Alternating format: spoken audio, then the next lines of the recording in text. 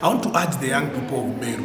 Mono Arena Nakaba South, the Menti constituency. Let's go and register as voters. It's time for young people. Just as I always say, Nigi Tareto Jangakana Are to take over leadership in Meru County. Nandena Kwarianto was South Imenti constituency. Nigi Tareto, 2 million to the Kura. All of us, if you've never voted, just know that your life is affected by not voting.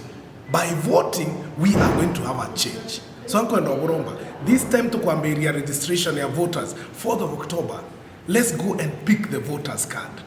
All of us, go and pick that ID card and register as a voter. The team is coming from IEBC. Let's register as many as we can. It's time for young people to have our own in leadership, for us to be able to change the issues that are affecting and have been affecting South Imenti constituency and Meru County in general. I am urging you, let's do that. It's time for us, the young people, to take our position in leadership.